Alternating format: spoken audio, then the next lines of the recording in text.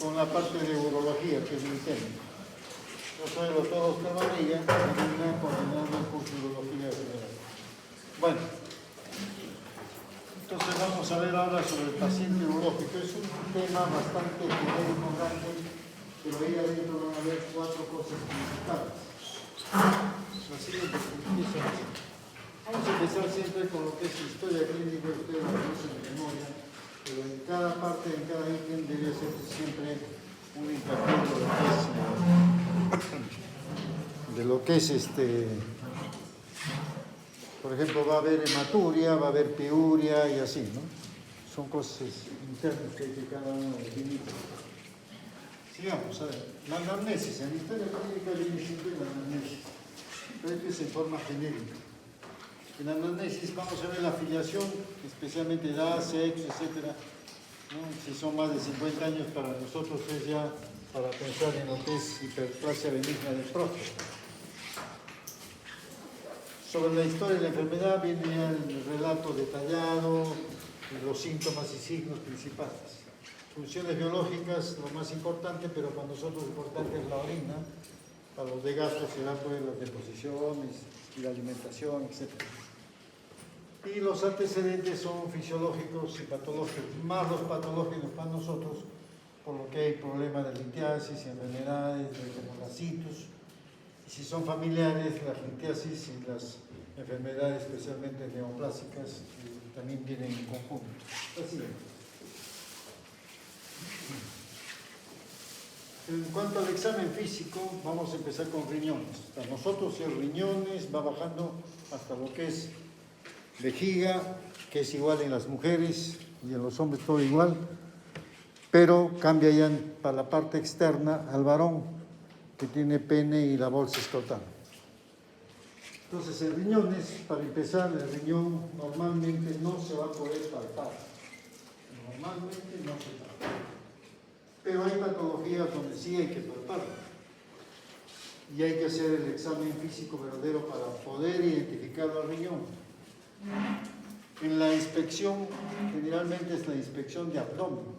Ustedes hacen la inspección de abdomen, tanto superficial como profunda, y ahí ya van a encontrar algo sobre los riñones y va a haber un abombamiento, tanto en la parte anterior como puede ser también en la parte posterior, porque los riñones están en la parte de... ¿En dónde están? ¿Dónde se encuentran los riñones, doctor? Fuerte, como hombre. ¿Ah? Retroperitoneo, doctor, hable usted claramente y no va a pasarle nada. Bueno, entonces, como está el retroperitoneo, va a ir más a la parte posterior, o sea, en la zona lumbar. Pero en la parte abdominal también se puede ver en la parte anterior. Pero normalmente no se palpa. Y si son como el doctor doble corporativo, difícil, menos todavía ahí se pierde uno. Se puede encontrar cualquier cosa, menos a los riñones. Luego pasaremos a la palpación. Igual lo que les decía, difícil de palpar, etcétera, etcétera. Vendrá la percusión, pero no es percusión como hacemos normalmente en abdomen. Ahí se va a llamar puño percusión, porque hay que golpear en la parte posterior al paciente, hay que sentarlo, y se va a golpear en la parte posterior con la parte, ¿qué se llama esta parte? ¿Ah? Estos son más tímidos. Tenar, hipotenar, no. ¿Qué hueso es? El cubital, de la zona cubital. Con eso golpea. Entonces, ahí hacemos la puño percusión. Transiluminación no hay más que en niños y esto, porque los niños están tan gorditos todo que no se va a poder mirar tampoco. Y la auscultación solamente si uno, cuando hace el examen de abdomen, encuentra que hay un soplo sistólico, alguna estenosis, tanto de la arteria, aorta, o si es que encuentra algunos sonidos especiales, entonces ahí sí hay que hacer auscultación. Después, normalmente no se hace. ¿Correcto? Entonces acá, en la palpación, ¿qué vamos a hacer? ¿Qué maniobras vamos a hacer? En semiología les habrán enseñado. ¿Qué maniobras? Ah.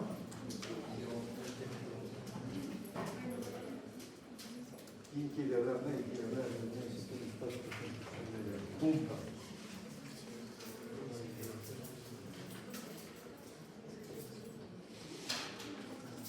A ver, el doctor Gerente, ¿qué maniobra conoce usted para la reunión? La del peloteo de la... ¿Cuál es esa? No sé, no la conozco. Porque hay tres que hacen peloteo de nada, así que no sé cuál me está hablando.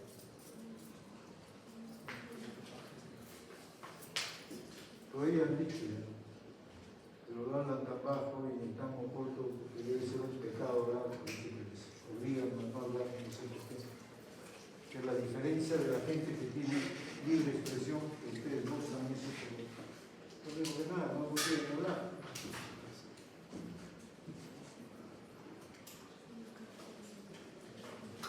Nadie sabe la verdad, pero todos tienen pinta de ser estudiosos. ¿Quién no? Gayton. Gayton es un músico, creo, no sé. ¿Cómo? Tampoco lo conozco, debe ser otro músico que va con Gayton. No me enseñan eso. Yo conozco las tradicionales, entonces las clásicas. Sí, es la tercera o cuarta. Pero las principales, porque son secuenciales, no es que yo me imagine el Gayton, el no sé quién, no, tiene que ser secuencial, porque yo le pregunto cómo es Gayton, de repente no es la verdadera. Yo no conocía a Gayton, pero de repente era músico, tocaba su Gayton.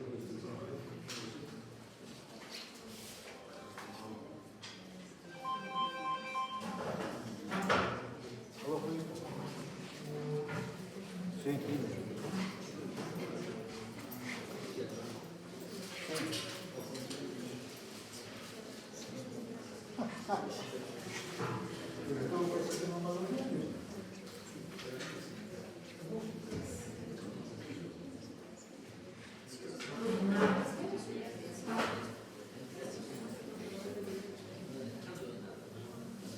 ya, yo llego a la casa a las 4,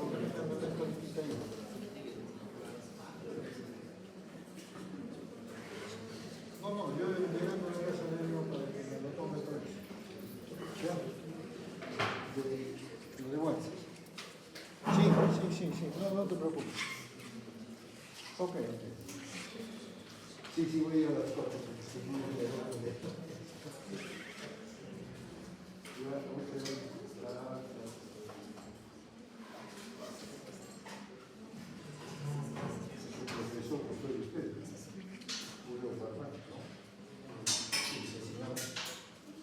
La rotación anterior es enseñar. Tampoco. Y el endocrinólogo, y cuando él hace la parte de endocrinología, en teoría no lo conoce tampoco, porque no van a clase. Si lo conoce, claro, pero la doctora no ha tenido ni pelea. Bueno, entonces estábamos hablando de la palpación. Había maniobras. ¿Cuáles son? Doctora Añara de Gayton, no sé qué otra más, pero no lo conozco de eso, no sé si era músico, creo que son músicos. Acá sabrán en este grupo. Nada, de semiología no se acuerdan, no les han enseñado. Y si les ha tocado conmigo, les he tenido que enseñar. Pero no, tampoco me conocen. Siempre seré feo, pero no es para tanto, ¿no? Pero... Bueno. Las maniobras son... Les digo secuenciales porque son de Bouillon, la primera maniobra. Sí. Esa maniobra de Bouillon es que hay que hacer al paciente echado.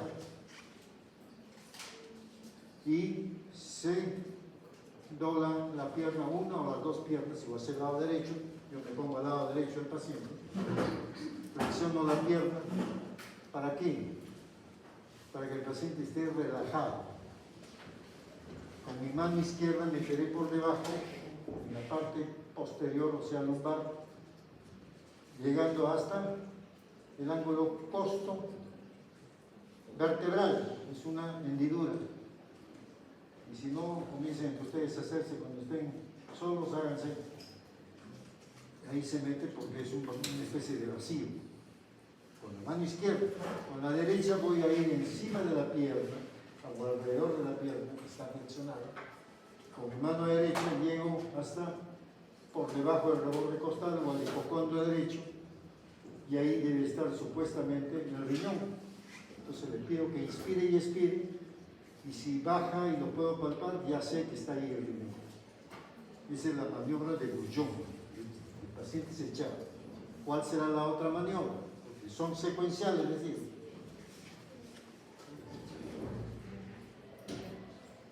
¿Ah? Tampoco se puede. No les enseñaron, no sé cómo le van a acabar ustedes su carrera. Nada.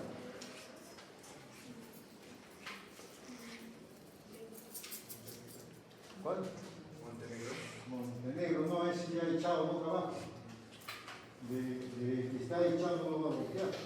Tendrá que ser lateral. ¿Cómo se llama la lateral? Si son secuenciales, echado, hago todo el lateral a un costado. Si sigo en el lado derecho, tengo que seguir con el lado derecho.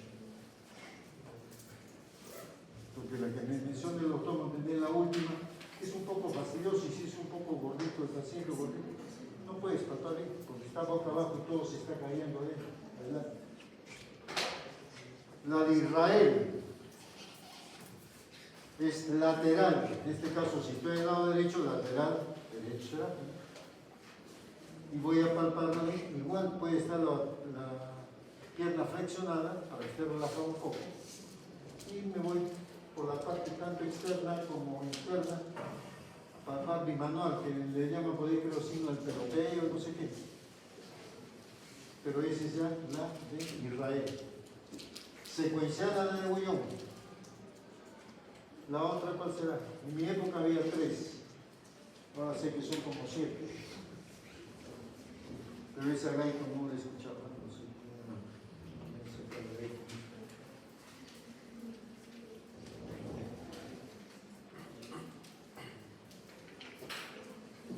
Me hablaron de Glenard. Pero esa todavía la estoy pasando al final porque es complementaria del día. Hay una que es de pie. Y el paciente tiene que ponerse con la pierna flexionada en una banca, lo que sea, si le voy a hacer ese examen. Y yo me pongo en un costado. Esa es la de Golet. Entonces ahí le puedo pedir igual, que inspire y expire y voy palpando y voy sintiendo si es que por lo menos el polo inferior lo puedo ir palpando. La de Golet. Y luego ahí podría aprovechar ¿cuál? La cuarta maniobra, con eso se acabaría. ¿Qué hemos hecho en Tita? Glenard. Esa maniobra de Glenard tiene ¿cuántas fases?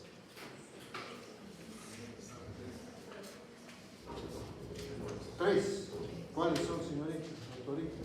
La primera es una de acecho, en la cual nosotros vamos a hacer la maniobra como tal. En la fase 2 pedimos inspiración y en la fase 3 sería la de escape.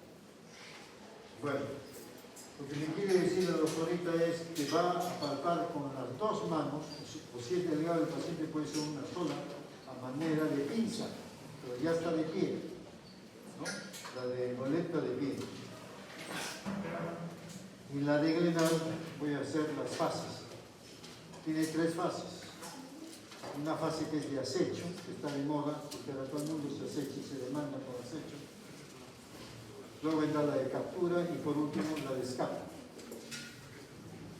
Pero lo pongo al paciente, está de pie, entonces puedo ir capturarlo si quiero con una sola mano, si es delgado el paciente, o con las 2 bimanual también puede ser. Y le pido que inspire y expire, y el riñón va bajando y subiendo, bajando y subiendo, ¿no?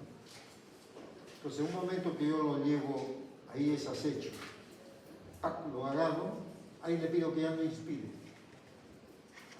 Captura, lo agarré al riñón. Puede ser el polo inferior o todo la mitad del riñón, no lo sé. Y pasado un momentito, unos segundos, vuelve a expirar, inspira y se escapa otra vez, la de escapa. Entonces tiene acecho, captura, y está. Y con eso prácticamente ya usted se hace un buen examen físico de riñones y ya tienen en su palpación prácticamente si es que lo han podido capturar el riñón o no. No siempre se captura el riñón. Bien, sigamos, la siguiente. Luego vendrá, ¿qué vendrá después del riñón? No. ¿Cuál? Uréter. ¿Cómo hago la conexión entre el riñón y la vejiga? ¿Cómo va a venir la vejiga ya si no ha venido ninguna cuestión de conducción o de pasaje de lo que es la orina? Tiene que llegar mediante algo, un conducto que se llama uréter. Ahora, el uréter aparentemente no es nada, pero el uréter es mucho. También se encuentra en el resto peritoneo. ¿Y qué partes tiene el uréter? ¿Y qué estrecheces fisiológicas tiene? ¿Ah? Ni anatomía, ni fisiología, ni fisiopato, ni semiología, nada. Y ya estamos para irnos, ¿ah? Unos mesecitos más y ya están afuera.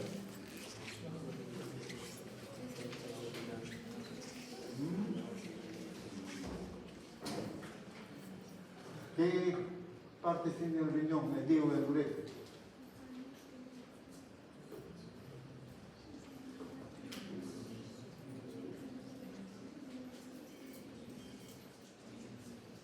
Tampoco, no, nada.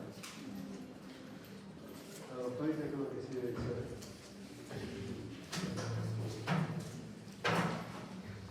Estábamos hablando del uréter, doctora. ¿Qué estrecheces fisiológicas tiene el uréter? Si le das un mejor tratamiento, parece que están perdidos. Van a echarle la culpa a quien estaba en virtual, tontería, mentira, estoy en haber atendido muy bien.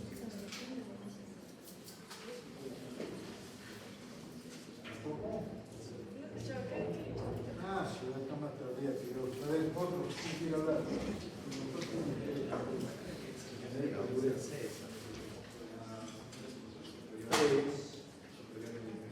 Sí, pero ¿qué tienen sus nombres? ¿Qué nombres tienen esas estrecheces? ¿Para qué sirve? ¿Para qué sirve eso? Por gusto.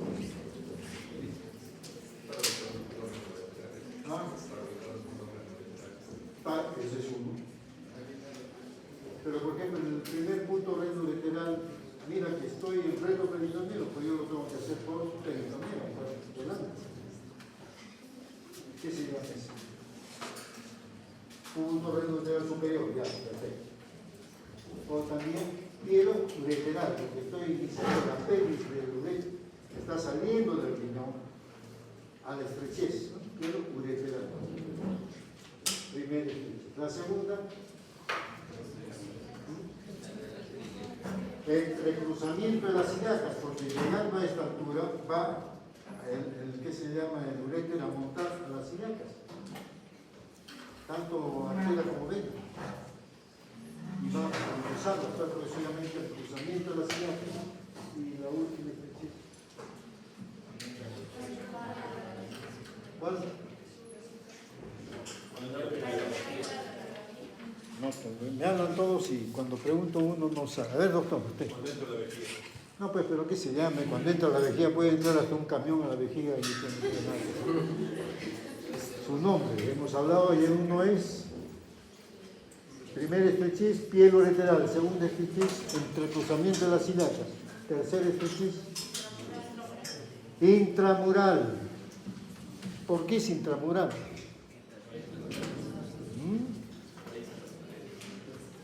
Atraviesa las paredes de la vejiga, me supongo. ¿Y cómo las atraviesan? Así, ¡pac! Claro, es todo un proceso que baja el uréter en forma oblicua, ingresa por detrás de la vejiga, cruzando a las, o sea, al músculo, las dos capas musculares, pero en una forma como una S itálica. ¿Y para qué ser eso? Porque va a salir al meato, que es en la mucosa ya de la vejiga, que va a formar ahí el trígono, ¿no? Con el otro meato van a formar el trígono. ¿Por qué es así? ¿Por qué cruza en esa forma así? Y estaría por acá, por decir un meato y el otro por acá.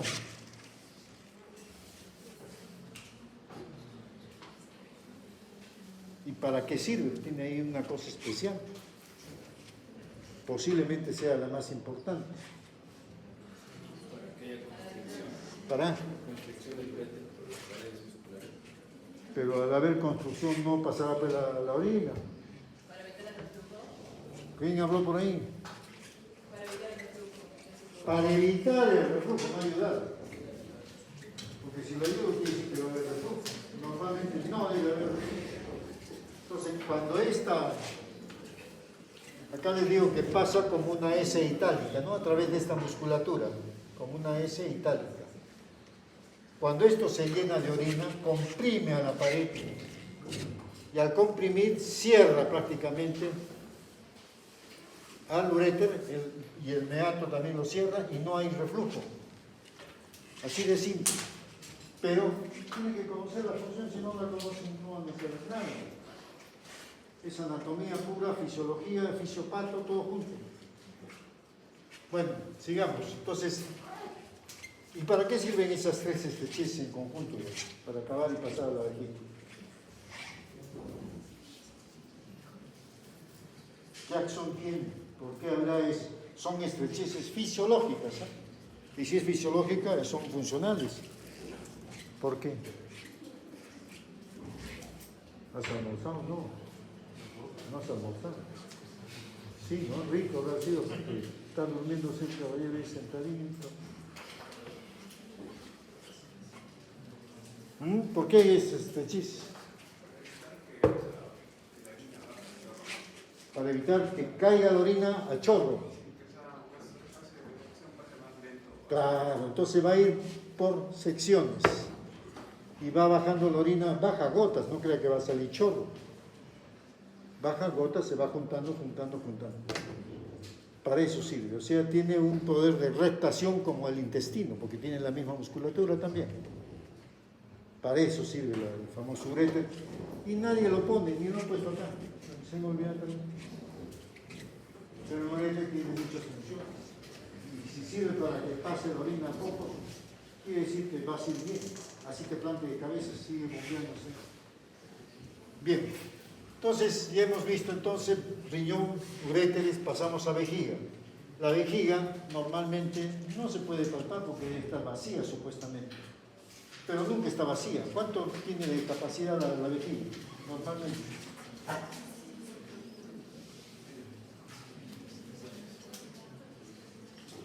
Los que están conmigo van a aprender ahí ya bastante porque estamos constantemente hablando de esto y mirando en la mañana sin dedicar a mirar la lectura.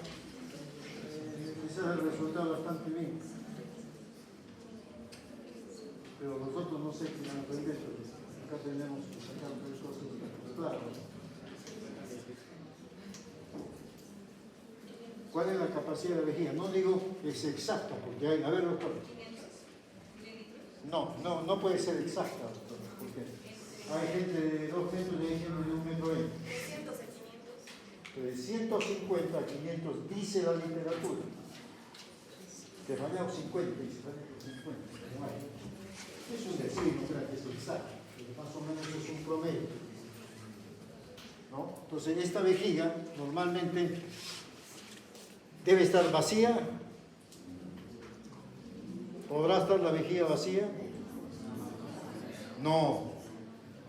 Siempre queda un residuo. ¿Y cuánto es el residuo normal?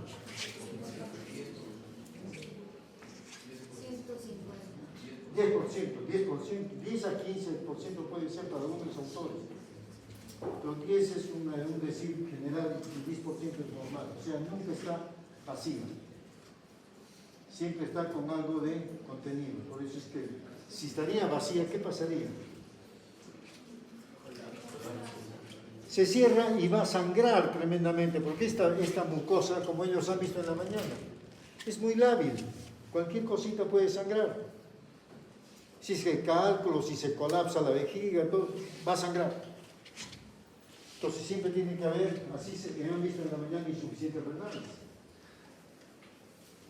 Se supone que ya están en diálisis, se supone que no tienen orina. Sin embargo, ¿estaban vacías? No. Siempre tienen que tener un cuidado. De repente no es orina, es un fluido del riñón porque ya no bota nada de nada. Pero tiene que haber. Y lo que queda normalmente es un 10%. Con ese 10% se protege la mucosa de la vejiga. ¿Qué más vamos a ver? Como no está llena, si está llena, porque por ejemplo en este caso es como una vejiga de mujer, pero si fuese del varón, acá tendría que haber la próstata, ¿no? Y va a obstruir, va a cerrar la salida. Entonces cuando este varón, en este caso es mujer, no hay nada, sale nomás. Pero acá tiene muy bueno el cuello, como han visto en mujeres, están en todas las mujeres también. El cuello de la vejiga se cierra y no deja que salga orina. En el varón la misma próstata y tiene también dos, que se llama esfínteres, el interno y el externo. Ya vamos a ir discutiendo con ellos eso. Pero todo eso está en la vejiga y debe tener esa capacidad que les digo promedio. Si cumple esos requisitos es una vejiga normal, pero si le falla algo, ahí entra recién en las patologías de la vejiga. Entonces a la palpación no se puede más que palpar, puede ser bimanual, puede empezar por acá abajo o por acá arriba. Y si se ha llenado esta vejiga, entonces quiere decir que hay acá algo que esté obstruyendo o es un paciente que no orina. Entonces se le puede haber un globo vesical.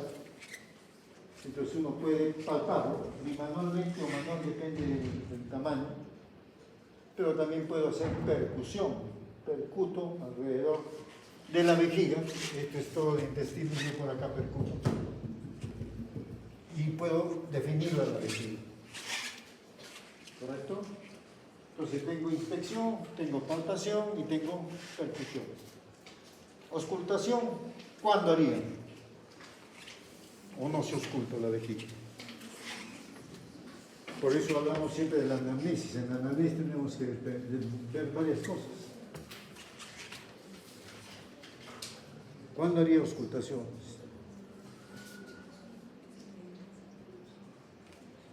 Porque voy a sentir sonidos de gases, algo ahí. ¿Ah? Ay, Dios mío.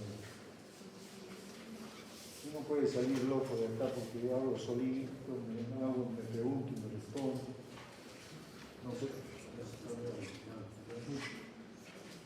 Solamente si la anamnesis me refiere que cuando el paciente orina, elimina gases en la orina, no paralelamente por el pacto donde siempre elimina gases, sino en la orina, ahí sí tengo que hacer forzoso auscultación. Porque ¿qué estoy pensando? Si elimina gases. ¿Ah? ¿Qué hay fístula? ¿Fístula en quién? En el caso de la mujer puede ser entre la vagina y la vejiga, y en el varón mayormente puede ser entre el intestino y la vejiga. Quiere decir que hay fístula. Entonces, cuando él elimina al paciente, elimina gases. ¿Cómo se llamará eso? ¿Cómo le califico? Elimina gases.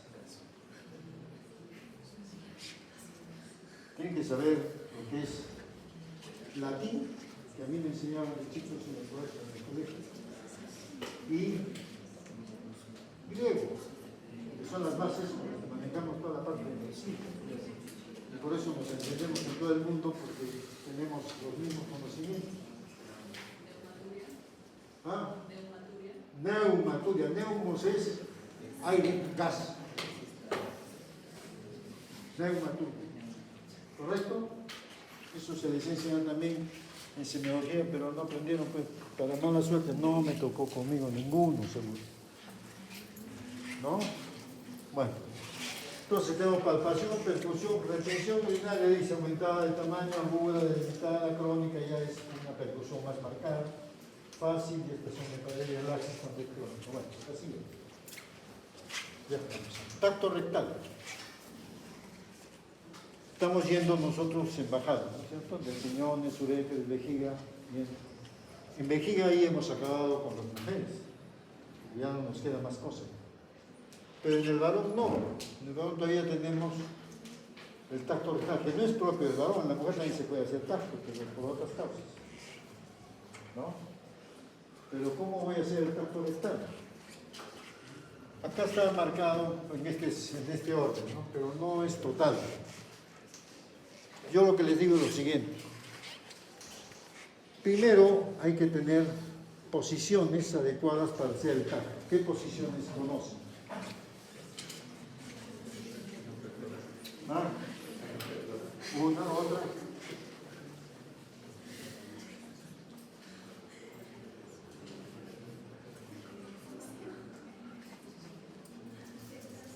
Nada más, en el pectoral. Esa nos conviene a nosotros cuando hagamos, porque el paciente no nos mira. ¿No? O también le llaman maometana, creo esa. ¿Sí? Entonces estaba así, agachadito, genu, pectoral. Y con el trasero al aire, entonces uno puede hacer de tacto. Les conviene a los alumnos porque el paciente no mira, pero yo les hago hacer otro tipo. ¿Cuál es la otra?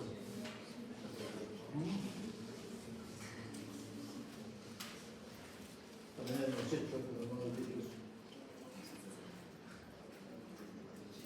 No el tacto, sino la posición.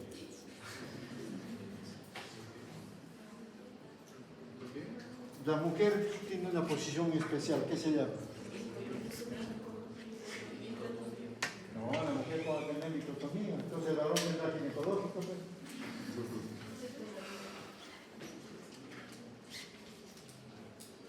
¿Cómo qué se llama la mujer? Póngale, pues a ver que te diga por qué me lo pongo. Póngale en posición ginecológica, a ver si me va a gustar.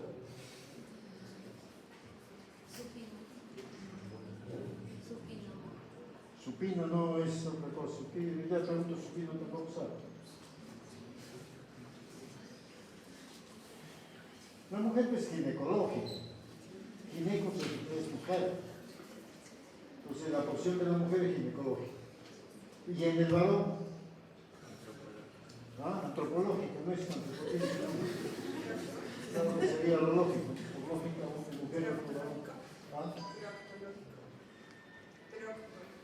No, proctológico es solamente para ver la parte anal, la mascula.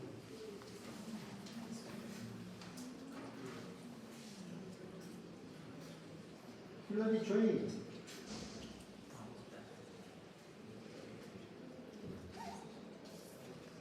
¿Qué me han dicho? Por eso les digo que está mal dicho. Litotomía es para el varón. Pero se pone litotomía modificada ¿de qué? De la ginecológica, la modificada para el varón. Ya está con las piernas así. Como han visto normalmente, esas son de litotomía. ¿Correcto? Y la otra posición, o ya no hay más.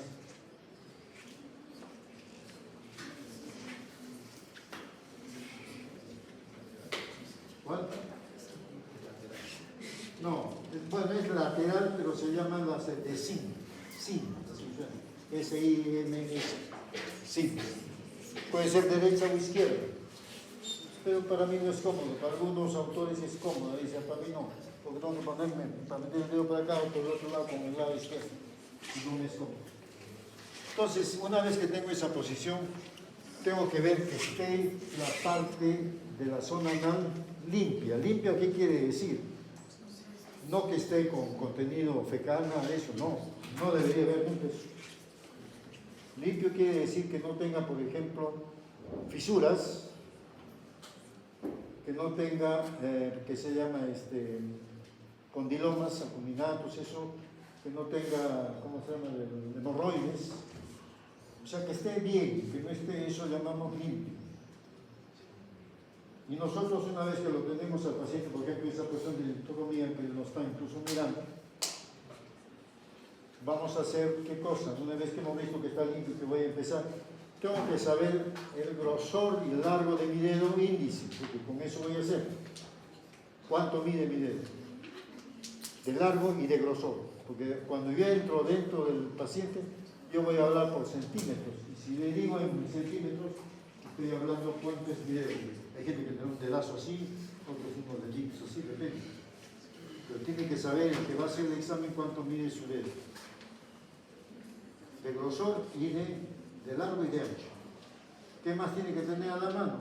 Por supuesto guantes, ¿no?, de látex y vaselina, o nosotros utilizamos silocaína en jalea, que es más práctico porque aparte puede un poco, como es mucosa, bajarle el tono de lo que es la presión. Entonces puede contener eso. Entonces tenemos nosotros eso a la mano y el paciente ya está en la posición que quiero hacerle para poder hacer el examen, el tacto. Ya está limpio, está todo, voy a empezar. Pero yo no puedo empezar, supongamos que este es el reto, así, desde el dedo. ¿Por qué?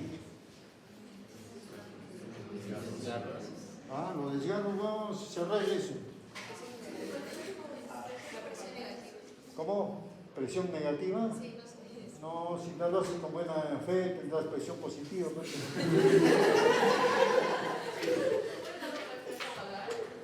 Exacto.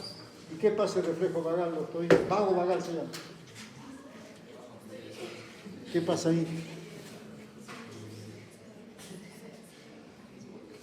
¿Por qué se llama vago vagal? Tienen que saber todo eso porque ustedes conocen, cuando les han enseñado los 12 pares craneales, ¿cuál es el vago? El 10º par. Pero ¿cómo se llama el 10º par verdadero? ¿Ah? Neumogástrico falso, porque solamente estaríamos hablando que agarra lo que es neumo, pulmones, gastro, estómago, nada más. Y la doctora está hablándome más allá.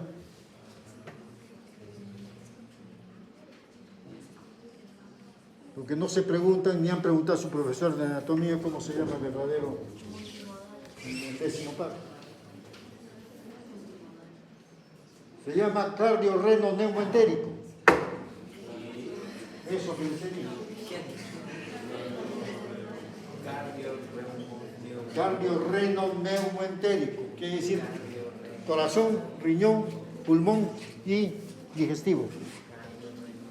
Ese es su nombre verdadero. No sé por qué no les enseñan eso, a mí me enseñaron eso. Y es verdad, porque agarra, si hoy hago el tacto, y si es corazón y pulmón, puede ser que al corazón pueda afectar, y al pulmón nada le haré. Pero lo que me dice la doctora es que se llama el reflejo vago-vagal, porque el vago es el que agarra todo eso. ¿Correcto? Ojalá que capten ahora porque ya no lo van a pasar más allá. Se van a internar y internar, hacer un y se acabó todo. Ahí van a bailar con sus pañuelos solitos. ¿Y qué causa ese problema? ¿Ah? ¿Y qué causa ese problema? Va a producirle paro cardíaco, paro cardiorrespiratorio todavía. Y en Midelante hay un doctor que lo hizo 2 veces, acá en lo que es el obrero en ese entonces. Cuando empecé a trabajar, empecé a ir en el obrero, cuando vine de fuera del Lima. Entonces, pero ¿cómo se hace el tacto? Ya me pongo mi guante, tengo mi nasalina, lo que quieran ya. Voy a hacer, esta es la zona anal, no voy a meter el dedo completo. Voy a mi pulpejo del dedo. Y va a golpetear al esfínter anal. ¿Para qué? Para que se relaje el paciente. Cuando ya está relajado, se abre un poco, voy a meter el pulpejo, no voy a meter todavía de frente del dedo. Porque me puedo producir lo que dice la doctora. Entonces, entro a poco, meto la carnosidad del dedo, el pulpejo, y voy pasando, 1 centímetro por lo menos. Pero ahí ha habido una relajación del esfínter. ¿Qué se llama esa relajación? Para nosotros los urólogos. Porque golpeamos ahí 2 o 3 veces, se relajó. Signo de la entrega, ya se entregó el paciente. Ya está. Y ahí puedo meter mi dedito y voy entrando. Una vez que ya pasé 1 centímetro o un poco más, ¿qué voy a sentir? La compresión del esfínter anal. Puede ser hipertónico, muy cerrado. Puede ser hipotónico, relajado. depende de los gustos de cada persona. Y puede ser un tónico normal, donde es normal, no tiene nada en contra. Pero lo normal sería lo adecuado, pero no, si puede encontrar un hipertónico porque lo puede cerrar. Ahora, no quiere decir que el que es hipotónico es el gay, el mariconcito, no. Porque ellos manejan perfectamente muy bien la zona anal. Entonces la pueden cerrar, abrir lo que quieran. Entonces no hay como decir, este es, no, te pueden enjuiciar más bien. Bien, entonces ya estoy ahí, pasé y paso mi dedo hasta el fondo y entonces ahí sí que voy a sentir la ampolla rectal. Y la ampolla rectal es un vacío, debe estar siempre vacío. Pero ¿qué voy a sentir ahí? La temperatura. Pero diré, doctor, pero ¿cómo yo sé que es la temperatura de la verga? Para eso tienen que saber hacer exámenes, los que se les venga. Ahora que están en internado, aprovechen. Paciente que cae al visitar. Que no le gusta el paciente, le hacen no pedir de pie, disculpas si sigue esperando. Él lo está amenazando al otro, ojalá que caiga. Entonces sienten primero la temperatura. Si es muy caliente, nosotros ya conocemos, dicho, no sé cuántas veces he hecho, no debo seguir haciendo el examen. ¿Por qué? Porque estoy en una prostatitis posiblemente activa. Y si es prostatitis, voy a producirles una bacteriemia al paciente.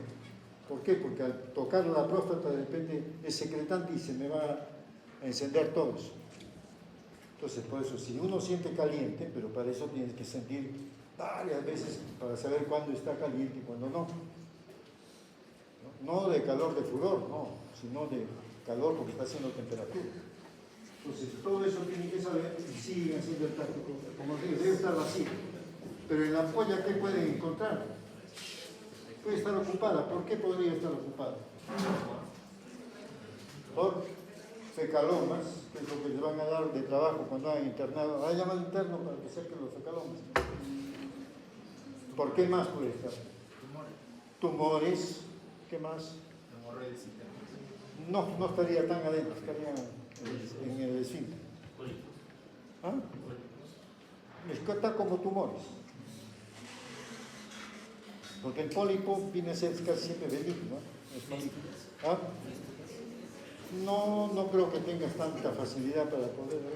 Pero ¿qué puedes encontrar? He encontrado, como dice fecaloma, he encontrado papilomas, he encontrado pólipo, todo está bien. ¿Qué más puedo encontrar? Tumores y todo eso. Cuerpos extraños.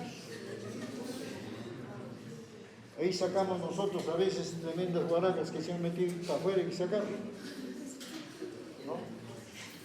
Todo eso tenemos que hacerlo porque es nuestro trabajo. Y cuando sean internos va a ser su trabajo. ¿Ya? Pero debe ser generalmente vacío. Pero si hay algo, lo escribe. De repente no siguen haciendo más examen, con eso es suficiente. ¿Qué más voy a hacer? Voy a ver la próstata ahora. Y para ver la próstata tengo que ver la próstata de antero-posterior, o sea, cuánto es de la punta de mi dedo hacia el fondo. Esa es la medición antero-superior. O antero, que díganme también, no. Pero esa es la primera medida. Y la otra medida es la lateral. Por eso les dije, tienen que saber la medida de su dedo para saber cuánto mide la próstata en todo su contorno, tanto lateral como la antero-posterior. ¿No? Entonces, con eso ya puedo identificar. Mide 5 por 4, por ejemplo. ¿Qué quiere decir 5 de profundidad de largo por 4 de ancho? Porque he hecho 4 medidas de mi dedo. Es 1 centímetro. Puede ser lo que tienen dedazos, pueden ser de 2 centímetros. Pero esa es la medida, 5 por 4. ¿Qué más voy a ver en la consistencia ahora? Primero, la superficie debe ser lisa.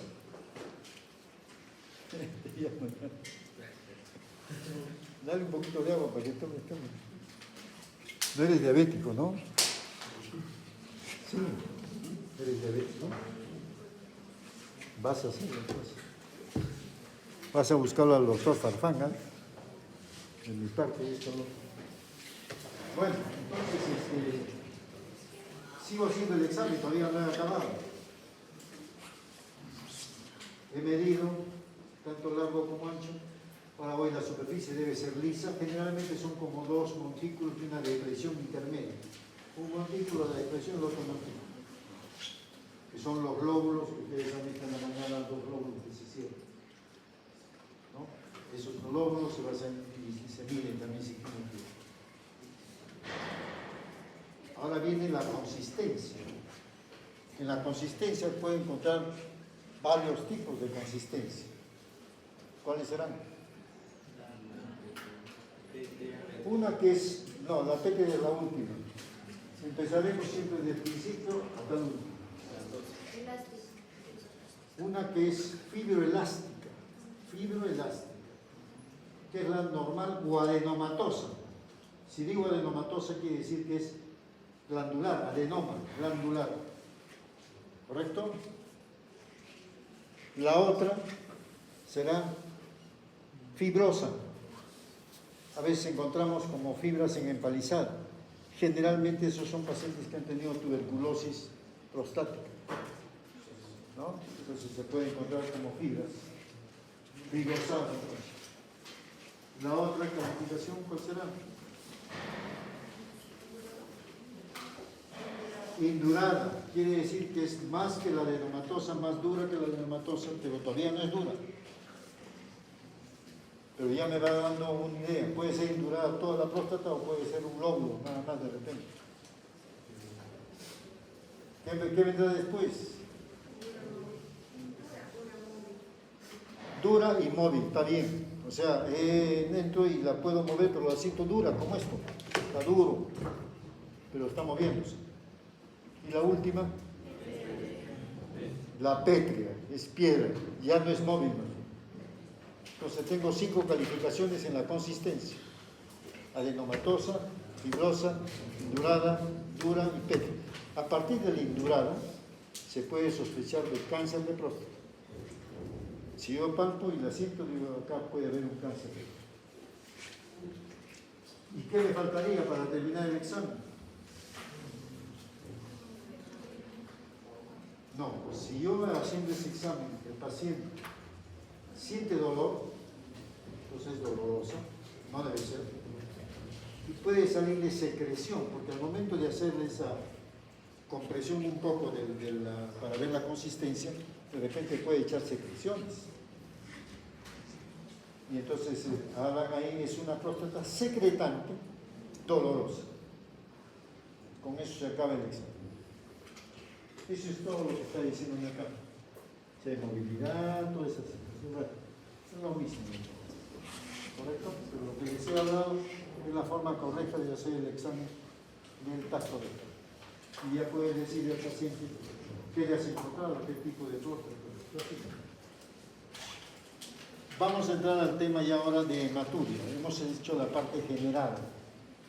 Ahora vamos a entrar a temas ya separados. La hematuria. ¿Qué es una hematuria? ¿Qué sabe? ¿Quién sabe?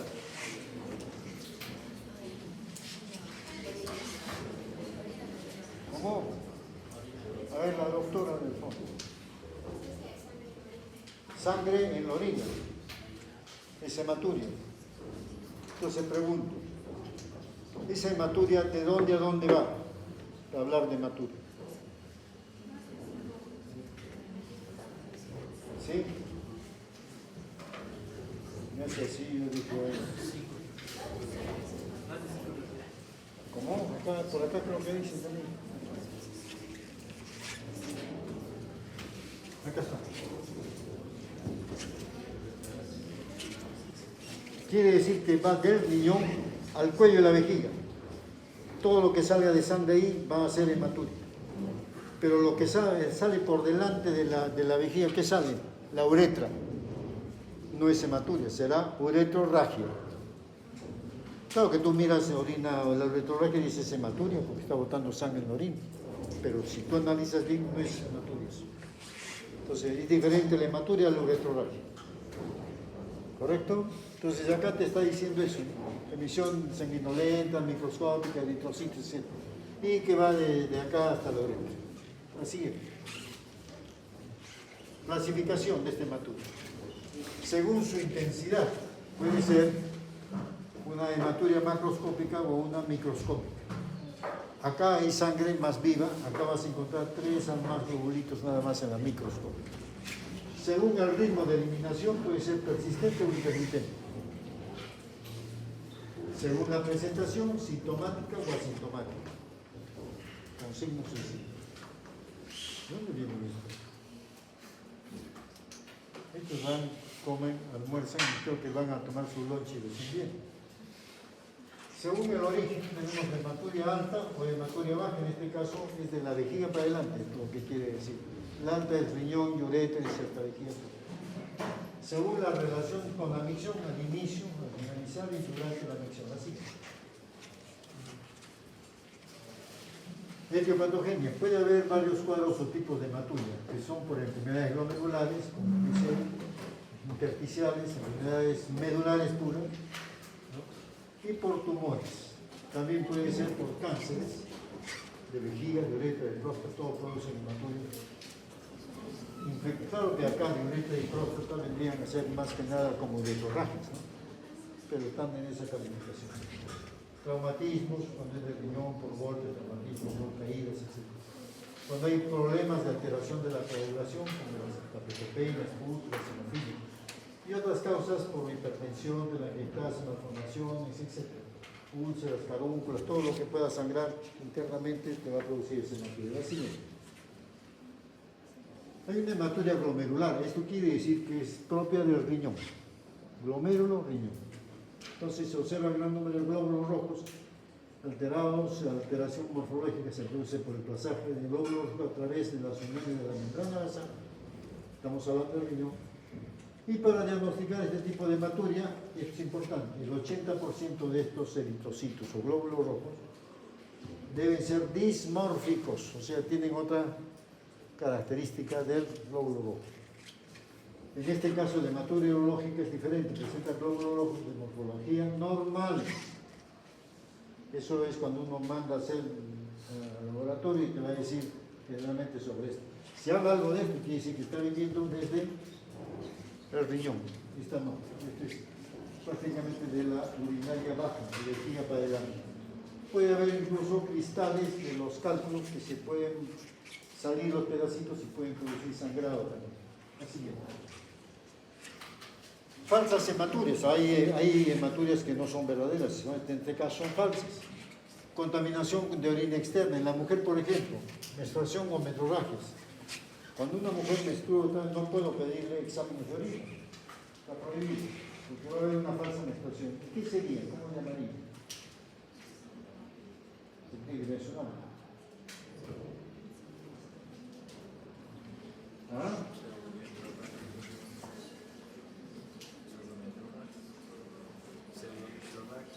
Metrorragia, no puede, metrorragia ya está acá catalogándose la metrorragia. Si yo pido y sale sangre cuando está menstruando en la orina, ¿qué se llama eso? No, ese fue para ver que no es verdad. Se llama menuria. Menuria de menomenstruación. Menuria. ¿Correcto? Vayan aprendiendo, porque si no les enseñaron algo aprenderán. También la orina del varón puede ser por hemosperio, bueno, masturbación, esos masturbadores crónicos y las uretrorragias, ¿no?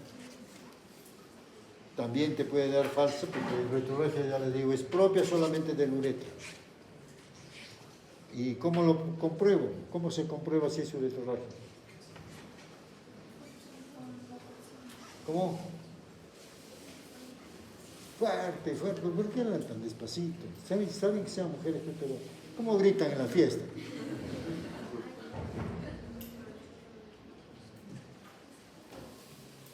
Nada.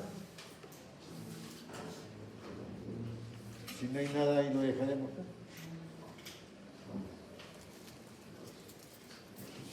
Si yo veo que es un paciente que está sangrando al orinar puro, incluso vamos a hablar acá de los 3 vasos de Bouillon. Si yo paso una sonda y saco orina normal de la vejiga, quiere decir que es un hemorragia. Es la única forma de comprobarlo. ¿Correcto? Porque la orina dentro de la vejiga está bien, pero a partir de la uretra está mal. Y lo que estamos viendo y lo que estoy viendo es una uretra. Bien. También puede haber orina coloreada por cristales, hemoglobinuria, etc. ¿No? Por finuria, etc. Por medicamentos, también puede ser por el tipo de medicamento. Todos estos variables que estamos acá son los que van a producir esa coluria, se llama eso. Y acá también igual, este color anaranjado, etc. Son colurias. Todas las demás. La siguiente. La anamnesis, pero estamos hablando de la hematuria. Entonces ahí tenemos que ver la forma, el momento de inicio y la recurrencia, cómo empezó esa hematuria. Luego las características de esa orina que tú estás mirando, que le has pedido o que te ha mandado el laboratorista de repente. La sintomatología, si le duele, si le arde o no. Es otra cosa que veo que les engañan a ustedes, el dolor y la flor. La medicación habitual que está tomando. De repente son falsas colurias y creemos que es hematuria, no es así. Y los antecedentes familiares, si es que ha habido algo de correlación de la familia, ¿no? Porque en la familia también hay enfermedades que son hereditarias y eso es lo que... La siguiente. Al examen físico de esta orina, de esta hematuria, hay que ver cómo está su presión arterial, su ritmo cardíaco, etc. Si tiene además otras cosas como petequias, equimos, irrasis cutáneos, etc. En abdomen buscar si hay algún agrandamiento, puede ser por los riñones. Y si al peloteo veo que el riñón pues es muy grande. Todo eso va juntándose en mi anamnesis y en mi examen físico que estoy haciendo. Y les decía esto para estudiar esta hematuria mediante la prueba de los 3 vasos de Guyón. Y era típico de ir a un urólogo y encontraba uno con sus 3 vasos. El primer vaso es cuando está... ¿Qué significa cuando es sano? ¿Qué quiere decir, por ejemplo, que este sea con hematuria y este no? Que sale de la uretra, la próstata y parte de la vejiga. Este puede ser. Cuando es B, es pura de la vejiga. Salen los primeros vasos limpios y el último sale con hematuria. Y en esta que los 3 vasos completos quiere decir que viene desde el riñón, desde arriba. ¿Correcto? La siguiente. Esos son los vasos de Guyón que ya no se utilizan porque muchos se tomaban a veces sin querer. Ven vaso y ven con no te quieren quedar con una cosa. Exámenes complementarios. Ya estas benditas tiras que venden, por si acaso, a veces algunos médicos lo utilizan como para salir de la duda. Los diste para ver la hemoglobina, qué tipo de eritrocitos hay, todo eso, porque ahí te va marcando. No es muy común, preferible es un examen del laboratorio que uno manda. El examen de sedimento, que es lo de que debe ser el verdadero, con microscopio óptico, o sea, lo va a mirar el laboratorista, se supone. Porque he visto ahora que ya hasta de memoria los hace. Como todo entra en la maquinita, no quiero trabajar, dejas tu orina. ¿Cuándo le han hecho hace qué tiempo la orina? Ahora pues 3 meses. Ah, ya buscan, fulanito, 3 meses. Le muevo 2 cositas internamente en la maquinita. Ya, le doy el resultado. Es lo que están haciendo algunos laboratorios. Para uno, para esto, tiene que saber y tener la certeza que al laboratorio que lo mande van a hacer la cosa bien. Porque está jugando tu prestigio como médico. Te viene un esto falso y cuando tú lo ves no es esto, pues el paciente. Pero esto te lo está mandando el laboratorista. Por eso digo, tienen que saber todo eso. Si hay leucocitos, 2 a 3 por campo es normal y hematías 1 a 2 también es normal. Pero si encontramos más, ya la cosa es ya hacer un seguimiento diferente. Hay que ver la morfología del eritrocito, si salen proteínas asociadas, porque ya hay daño renal. Y finalmente el cultivo de orina, cuando hay más de los 20, 15 y de 20 leucocitos por campo, ya puedo tener ya cultivos. La siguiente. Factores de riesgo de malignidad, tenemos En el género masculino, bueno, si es que tiene problemas de próstata o tiene problemas de uretra o de vejiga. La edad mayor a 35 años, nosotros tomamos de 40 para arriba generalmente. Historial, si es que tiene tabaquismo, porque puede haber también problemas de sangrado de la vejiga. La exposición ocupacional, si es que trabaja, por ejemplo, en fábricas donde hay productos químicos que me pueden producir cáncer a la vejiga. Antecedentes de la infección crónica del tracto urinario, si es que ha habido anteriormente. Antecedentes de irradiación, hay gente, por ejemplo, nosotros en la máquina de hipotesis, que todavía no lo hacemos, hay ahí irradiación. Yo manejaba esa máquina desde el 92 y no tengo radiación. ¿Por qué? Porque me sabía cuidar. Antecedentes de exposición a ciclofosfamida, bueno, los que sufren de cáncer y todo eso. Historial de abuso de analgésicos, porque hay mucha gente que le encanta los analgésicos, pero el analgésico te va a destruir el riñón.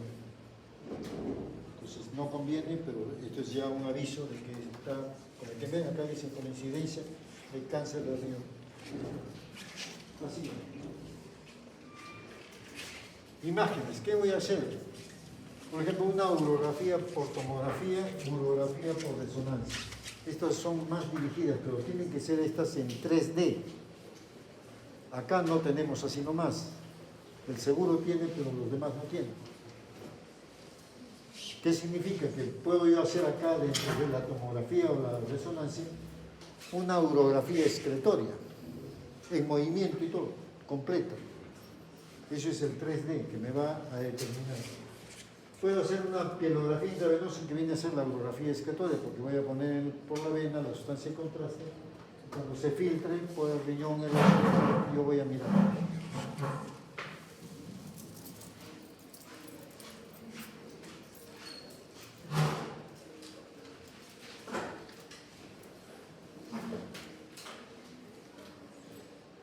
Le gana, claro. Si fuese varón diría está prostático.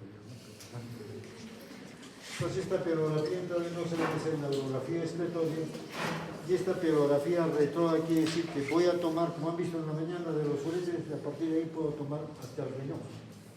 Es una pielografía retrógrada, ascendente. Ultrasonido, que es la ecografía simple que se puede hacer, y la cistoscopía, que es lo que en la mañana nos han divertido mirando ahí toda la parte interna de la vejiga y cómo ingresa toda la uretra, etc. La siguiente, por favor. Piuria, y es el otro tema. He acabado ya de maturia, paso a piuria. Esta piuria, ¿qué quiere decir? ¿Qué es piuria? Ahí lo dicen. Píos es pus. Entonces, pus en la orina, piuria.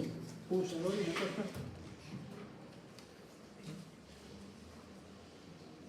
Y aquí vamos a ver que bueno, hay cantidad de polimorfos nucleares, en cantidad más de 2000, etc. Eso ya es para cuando uno comienza a hacer examen de laboratorio. Proceso inflamatorio de toda esa vía, especialmente renal, se suele acompañar de bacteriuria, o sea, acá hay ya dos cosas. Pero la piuria es como la complicación de la bacteriuria. Eso quiere decir, cuando es intensa la orina se puede volver opaca, grisácea, amarillenta, etc. En casos extremos no solamente se va a sentir lo que están mirando, sino el olor, tiene un olor fétido por la piuria, es pus, está descomponiéndose. ¿Y qué voy a encontrar? Parte de la orina y abajo un sedimento completo que es la que está haciendo los biocitos, están ahí juntándose y las bacterias, todo está junto. Así es.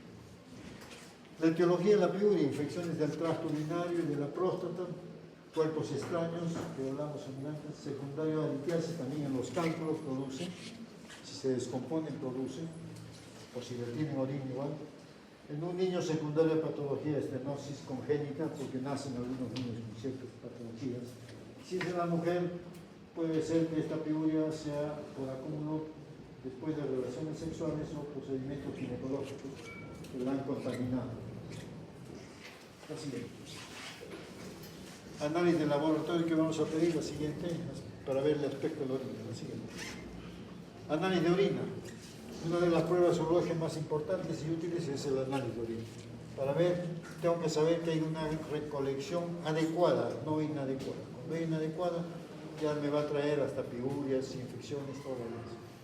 Falla del examinador, revisión incompleta del que está haciendo el examen, inexperiencia del examinador lo mismo con este, y apreciación inadecuada de la importancia de los hallazgos, o sea, dan hallazgos por darlos, pero no para hacer un seguimiento adecuado. Así. Recolección de la orina, el momento de la recolección y el método de la recolección. En el momento, las muestras que se toman luego del paciente que ha comido no debe comer del momento. Hay que buscar su sedimento. Y ahí vamos a encontrar desintegradas las bacterias que ya se han multiplicado incluso por retención. También vamos a encontrar que la recolección, si es oportuna, puede ser necesaria para la evaluación definitiva de la función del riñón o proteinúria si es que tuviese asociado. Y de acuerdo al método de recolección, para reunir datos consistentes, significativos, que debe para recolectar en forma uniforme ese tipo de orina. La recolección también puede ser apropiada de una muestra importante cuando el paciente tiene hematuria o proteinuria. Acá, por ejemplo, hay dos tipos que están recolectándose. Cuando se le evalúa en busca de una infección del tracto urinario, se está buscando ahora qué más puede haber. La siguiente. Método de recolección. Acá tenemos en tres partes, el hombre, la mujer y los niños. Esta no la creo mucho, pues vamos a decir por qué, porque vamos a discutir. Pero en el varón, como han visto en la mañana, hay que hacer una higiene de la zona peniana, especialmente. Retracción del prepucio, contaminación, porque para evitar la contaminación de la muestra. Y limpieza del meato. Si está el meato limpio, tanto en el hombre como en la mujer, voy a hacer mis exámenes o tomar la muestra adecuada. 2. La expulsión de la primera parte del chorro sin recolectar, o sea, le pido que orine 15 a 30 centímetros de suelo. Y después recién voy a recolectar la orina verdadera. ¿Por qué? Porque estos 15 a 30 son lo que está en toda la salida entre la vejiga y la uretra. Después de eso ya sale pura orina y la que yo quiero mandar a analizar. La recolección del chorro debe ser de 50 a 100 mililitros. Si ya le dio orina y ya suelta los 50 mililitros para mandar. Y en el caso de la mujer, se la va a colocar a la mujer, acá está mal puesto, litotomía, ¿no? Es ginecológica, ¿no? Se limpia la vulva y el meato uretral, como han visto en la mañana. Se separan los labios, se abren, porque estoy trabajando con guantes también, se separan los labios. Y se le indica al paciente que orine, igual, 10 a 20 mililitros. Y después que suelte el chorro completo de 50 a 100 para poder mandar eso a la mujer. Esta les digo que en el niño, yo he visto, cuando era todavía estudiante, se limpiaba la zona y se les hacían los niños. Ahora ya vienen hasta unos colectores, para que orinen en cualquier momento y con eso, pues está estéril todo. Pero antes no había colector. Entonces había que limpiar y hacer como una cistocentesa, limpiar la zona de la vejiga y punzar por ahí. Y se tomaba la muestra de orina. Para mí era una tortura, realmente debería no se hace eso. Eso es lo que quiere decir acá, pero es que no me lo mucho importancia. Así. Exploración macroscópica, de acuerdo al color, aspecto y la densidad. Por el color puede ser por fármacos, ¿no? Orina roja, puede ser hematuria, no siempre es hematuria, hay que descartar. Si es turbia, puede haber con que tengan con grandes cantidades de fosfatos amorfos asociados. Generalmente los que sufren de cálculos tienen esto. Y a veces la orina, ya van a ver en otro, va a ser blanquecina. Densidad, la densidad, bueno, de 1003 a 1030 es lo normal. Cuando es baja, quiere decir que hay problema renal, daño renal. Y si la prueba más inmediata para evaluar es para ver si el paciente está hidratado o deshidratado. Es lo que quiere decir cuando hablamos de densidad urinaria. La siguiente. Y vamos a ver, igual, colores, además hay acá, por ejemplo, con otros colores por los medicamentos. O sea, son orinas colúricas falsas, hematurias, en otras palabras. La siguiente. Color y aspecto también, vamos a ver. Color blanco o turbio es la quiluria, leucocituria y hematuria. ¿Qué quiere decir? Quiluria, ¿qué cosa será? Porque ese es como leche. Orinan como leche. ¿De dónde vendrá eso? ¿Ah?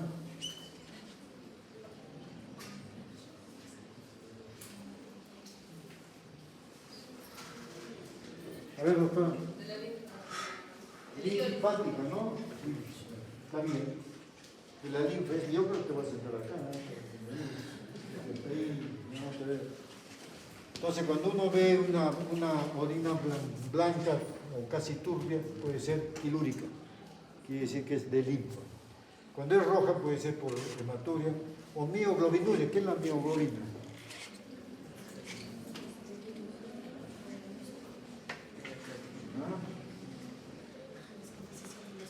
Es una proteína que se ve en los infartos. Una proteína aquí. Podemos encontrar en el infarto. No necesariamente.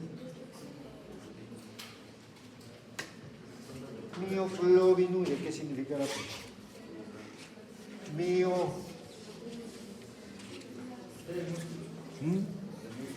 Músculo. Es producida por el músculo. Por eso es que sale ese color como sangre, pero no es sangre. Es del músculo, puede ser de la vía urinaria, puede ser de...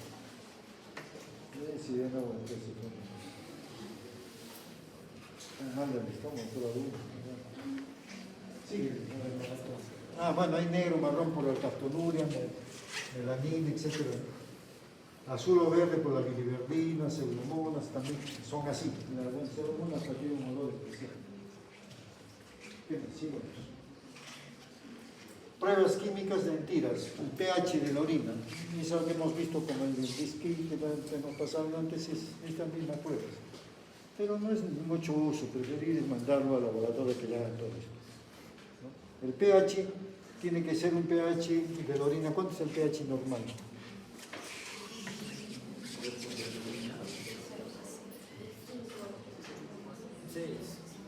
7, 8.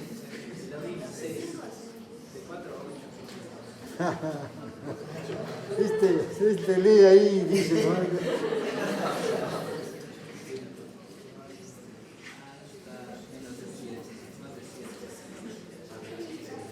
¿Qué dice acá? Menor a 6. Ahí dice menor, este es el signo de menor, ¿no? Pueden cambiar ya también eso. Mi época era menor esto. Menor a 6. Cuando tú tienes una orina menor a 6, quiere decir que es un pH adecuado. Pero cuando tiene problemas, por ejemplo, de que tienen cálculos, todo eso, varía todo esto. O si hay infección, también varía. Igual, incluso acá debe decir, acá está, mayor a 7 incluso, en caso de infección. Entonces esas cosas tienen que guardarlas bien, porque eso es lo que van a trabajar todos los días. No van a ser urólogos, el médico internista, todos deben saber esto. Y las proteínas, acá por ejemplo en proteínas casi no las vas a poder ubicar así nomás. Eso ya hay que mandarlo a procesar. Pero la presencia de más de 10 miligramos por decilitro quiere decir que ya hay un contenido de proteínas marcadas. Se puede medir la albúmina o proteínas tipo B. Jones, etcétera, de acuerdo a la enfermedad que tenga. Y esto también puede traer falsos positivos. ¿Por qué? Porque hay secreciones vaginales, por ejemplo, en el caso de la mujer, con leucocitos y abundantes células epiteliales asociadas. La fiebre también va a producir alteración de las proteínas, una proteinuria temporal. Cuando es mayor de 150 en 24 horas, va a haber una persistencia necesaria que hay que pedir pruebas ya especiales para ver qué tipo de proteína está perdiendo el paciente. La siguiente. Pruebas químicas, así tenemos, por ejemplo, para ver la glucosa y la hemoglobina en general. Para ver la glucosa, pruebas de oxidasa y peroxidasa, eso ya se hace en laboratorio. Es posible que se obtengan falsos positivos, o que el paciente tenga mucho ácido ascorte o cefalosporina, se esté tomando demasiado o le hayan puesto. La mayoría de pacientes con una lectura positiva tienden a ser diabéticos. Hay que tener mucho en cuenta eso. Y cuando uno ve la hemoglobina o mioglobina, que no es lo mismo totalmente, pero ya uno tiene que tener en cuenta eso, puede dar una lectura positiva, pero a veces falsa positiva. Esa tira de reacción va a dar falsos negativos, ¿no? Porque las tiras no son exactas. Incluso cuando ustedes hacen prueba de la función, por ejemplo, de los diabéticos, todos los días se punzan para ver cuánto está. Lo que se saca en sangre no es igual a lo que yo pido en el laboratorio, por ejemplo, una hemoglobina glicosilada, una cosa de esa, ¿no? Es diferente. La orina diluida, en este caso está por debajo de 1008. Es una orina que no está bien concentrada, está diluida. Va a producir una falsa positividad también, una positividad sin que haya glóbulos rojos, pero pareciese que es. Lo siguiente. Exploración microscópica. Tenemos bacterias, leucocitos y células epiteliales. En bacterias me va a producir la bacteriuria, ¿no? Y ahí hay que mandar a hacer cultivo obligatorio. Cuando es leucocitos, acá tenemos que ver con los leucocitos, especialmente en tuberculosis hay que tener mucho cuidado en esto, porque viene con orinas alteradas, que puede haber piuria, pero se llama una piuria ácida estéril, y eso es tuberculoso. Eso ya me está dando un signo de tuberculosis, ¿no? Esa piuria ácida estéril. Los cálculos también se pueden producir piuria. ¿Por qué? Porque se retienen y van a descomponerse incluso y producir esa cosa. La siguiente. Dolor es el otro tema, ¿no? Ya hemos terminado ya con las piurias, ahora pasamos al dolor. Pasemos a la siguiente. ¿Qué es el dolor? ¿Cómo lo define? Acá lo dice. Es una experiencia sensitiva y emocional, porque no todos tienen el dolor. Desagradable, asociada a una lesión tisular, o sea, de tejido real o potencial. O sea, no tiene límite, quiere decir. El dolor en la parte final es terrible. Ya han visto en la mañana un paciente ya era quejoso solamente por tener insomnio, chillar, un poco más se tira al sol y se devuelve. No es lo común, hemos hecho otros, pero este es su comunidad. Sobre el dolor nadie puede hablar, pero lo peor que tenemos en medicina es el dolor. No se puede si no conocemos nada. Lo ideal es que no haya dolor, pero hay que saber manejar. Entonces, ya con ese concepto de lo que es el dolor, que es desagradable, tenemos tipos de dolor, un dolor localizado y un dolor referido. El localizado se percibe el órgano afectado o cerca de él. Por ejemplo, si estoy hablando de la próstata, de repente puede ser cerca de la vejiga o otro así. El dolor de un riñón enfermo va entre T10 a 12 y hasta L1. Se siente que la fosa lumbar también está afectada, ¿no? Y el flanco de la región de la costilla 12 o por debajo de esta va a estar también afectada por el dolor. Es toda una zona dolorosa. Si es el testículo, va a ser inflamado el testículo, que va a estar en la propia gónada o puede repercutir a otros sitios. Ya vamos a ver las que sí. De acuerdo al dolor referido, acá va un poco a hablar de eso. Este dolor referido origina el paciente no siente el dolor exacto en el mismo sitio, sino a distancia. Lo refiere y lo transfiere a otro. Y ahí tenemos un cólico ureteral superior. El dolor agudo va a ir al testículo. O sea, de acuerdo a la altura. Por eso dice inervación entre T12, 11 y 12. Sin embargo, es sacar el dolor y me repercute al testículo. Lo que quiere decir. El cálculo, por ejemplo, del uréter inferior, el dolor referido va a ir a la pared escrotal. Si fuese la mujer, va a la parte de la vulva vaginal. Este otro dolor referido, por ejemplo, es las anormalidades de los órganos también pueden causar dolor en cualquier otro órgano. Por ejemplo, puede haber gastrointestinal y ginecológico, por inervación sensitiva, ¿no? O sea, de acuerdo al nervio que está tocando, puede parecer que es algo digestivo o ginecológico. La siguiente. Dolor renal, por ejemplo, acá. lo ven al paciente que le duele toda esta zona, pero el dolor no queda ahí, va a otros sitios, corre a otros sitios. Entonces un dolor sordo constante en la fosa lumbar lateral, por debajo de la costilla 12, se extiende por el área subcostal, un costado como están viendo acá o acá, se produce por distensión súbita de la cápsula renal, el dolor de riñón, ¿no? Y la pilonefritis aguda o la obstrucción ureteral aguda también causa dolor típico porque es infección. Así bien. Tratamiento. Esto no es totalmente lo adecuado, totalmente. Yo les voy a decir después cómo se trata más prácticamente. Esta escala según la OMS, que para el caso de la pandemia que hemos pasado, la OMS parece que no ha funcionado, ¿no? O sí ha funcionado.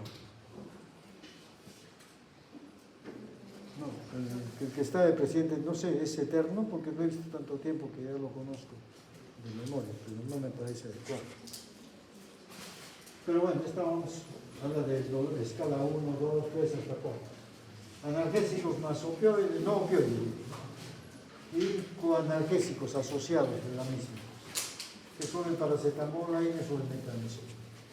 En la escala 2 hay opioides, coanalgésicos de la escala 1, o sea, toma esto acá y acá lo ponemos.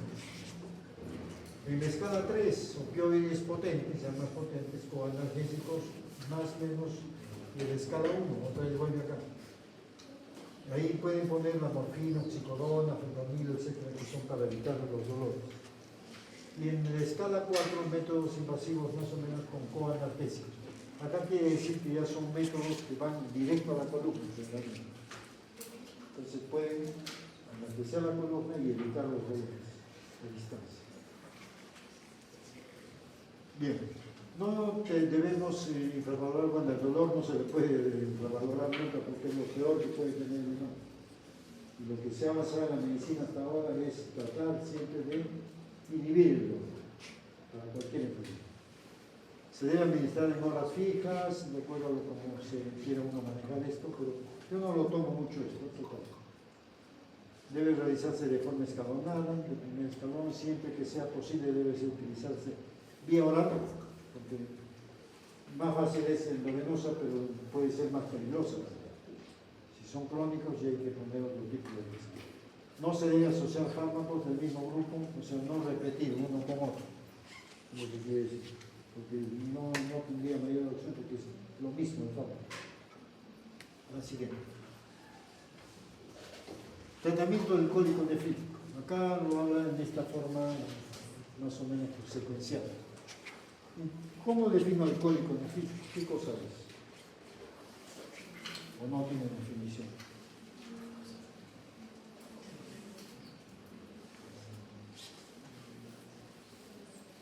¿Ya? ¿Despertar? Sí, creo que sí. ¿Cómo defino el cólico nefrítico? Hay una definición.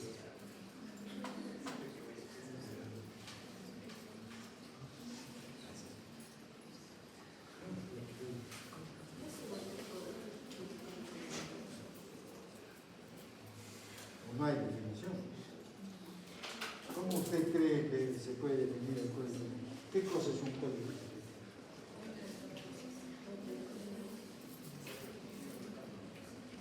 A ver, doctora. ¿Cómo se describe? El concepto. Cuando yo digo un concepto, quiere decir que es un dolor que empieza acá, va allá, toma esto y se produce por esto y se presenta. ¿Ah? ¿Es un dolor difuso? Es un dolor difuso. Tipo cólico no puede.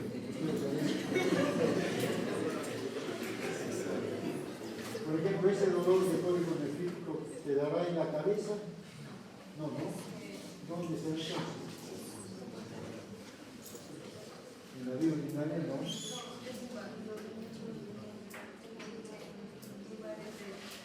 Lumbar, sí, puede ser.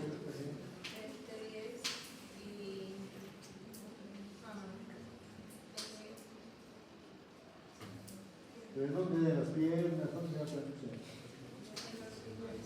¿Sí? Pues ahora son menos sorprendentes.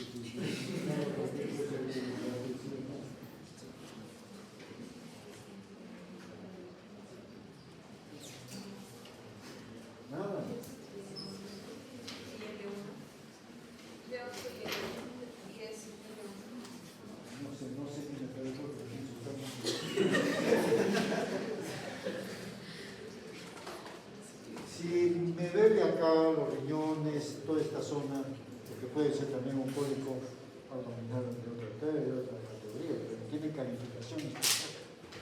A eso es lo que quiero que llegue. Porque si les pregunto, Edito, ¿cómo define una hernia? En la mañana, porque no hemos visto como hernias, pero lo que llamamos divertículo, que es diferente. Y establecimos una hernia.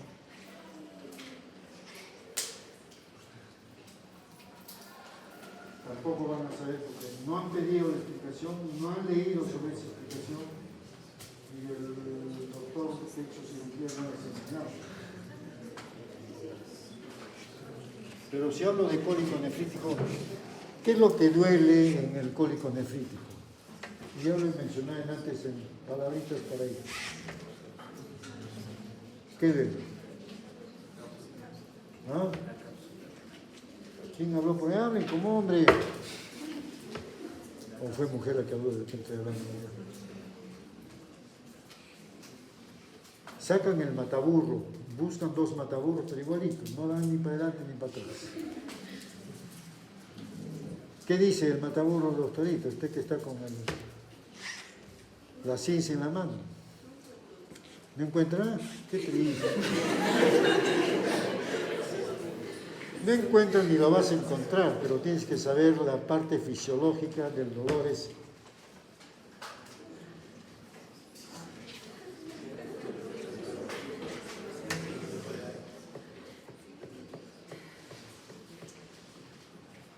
Por ejemplo, si tengo un cálculo en el riñón, ¿le duele al paciente? No. Yo puedo tener un cálculo coraliforme dentro del riñón y no me duele nada. ¿No? ¿A dónde sale? ¿A su casa?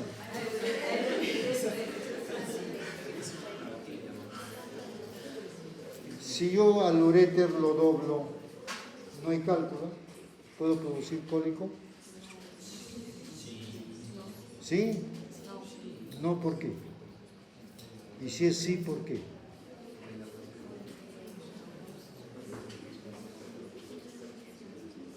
Claro, es fácil decir no y sí, pero ¿por qué? ¿Cómo?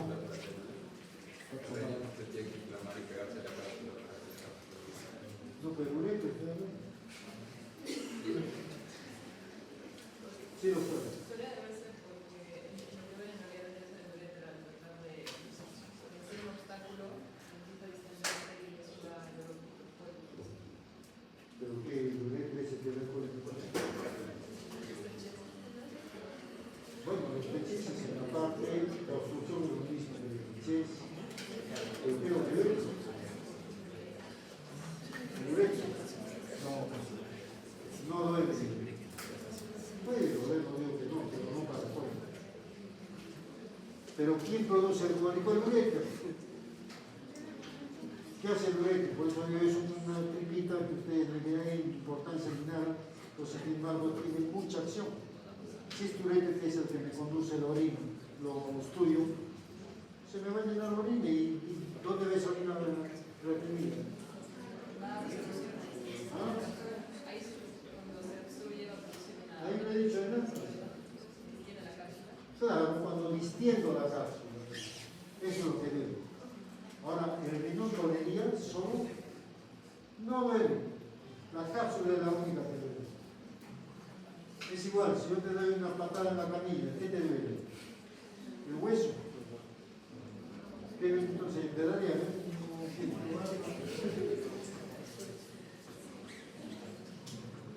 ¿Qué duele?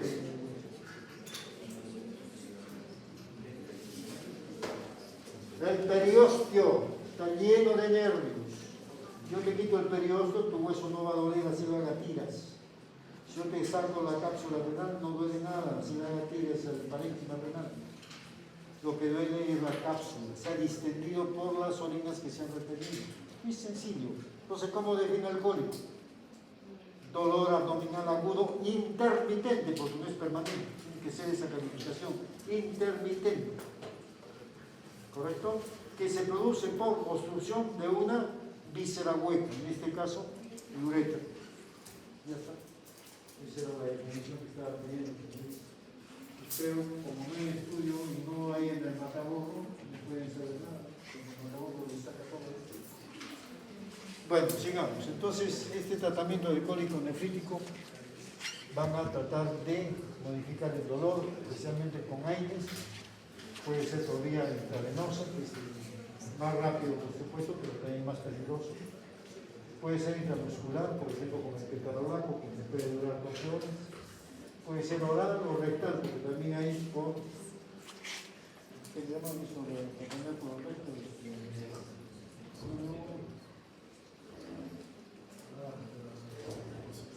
Eso son experiencias,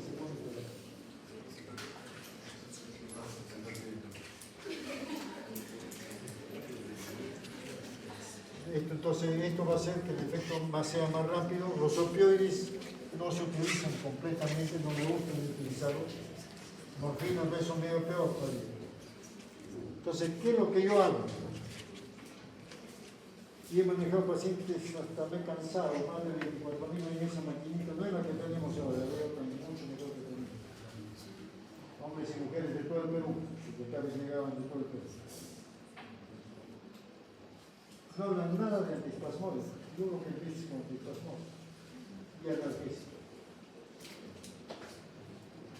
Frían compuesto, cualquier cositas cada 8 horas y que no tome líquido, cuando está en pleno cólico, no debe tomar líquido ni hacer ejercicio.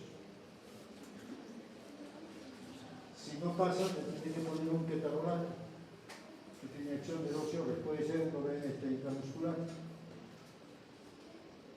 Con eso he manejado cuánto tiempo, años. La máquina la tengo desde el 92. Estaban en este mundo también. Bueno, pero es así. Por eso digo, para mí son antiespasmódicos, antiinflamatorios y ya vienen los opioides indirectos. ¿Correcto? La siguiente. En los casos excepcionales, acá ya está algo de esto que quiere decir acá. Puede controlarse el dolor con opioides, no me gusta. Pero tenemos el diclofenaco, que es antiinflamatorio, betamizol, que es para evitar el dolor y si es que hay temperatura en caso de desinfección, y ketorolaco sí, si es que no pasase con esto primero, entonces puedo pasar al ketorolaco. Si el dolor ha cedido y reaparece, puede repetir esto, el de Lymes. Si en 30 o 60 minutos no ha cedido el dolor, ahí ya se van a la metilidina, ya que son opioides verdaderos. Y una vez pasada la situación aguda, puedes manejar al paciente, quiere decir, con diclofenacos o metamisoles para que no tenga un dolor permanente. Porque lo que más me molesta al paciente es el dolor. La siguiente. Dolor ureteral. Es bien bravo, bien difícil el dolor ureteral puro, pero hay. Debido a obstrucción aguda, paso de un calco o un coágulo sanguíneo. Cualquiera de eso puede producir espasmo y ahí puede haber un dolor. Pero está asociado al dolor dorsal y al dolor cólico agudo, este dolor ureteral. En hombres puede sentirse también en la vejiga, en el escroto y el testículo como referencia del dolor, no es exacto. Por restricción de la cápsula, acá estamos, ahí va a producir el dolor. Por espasmo muscular pélvico, o sea, quiere decir más abajo, va a irradiar a la fosa lumbar, hacia el cuadrante, hacia todo el largo del ureter, si es que está muy obstruido. Y si son mujeres, puede irradiar hacia la vulva o la cara lateral del muslo. Así.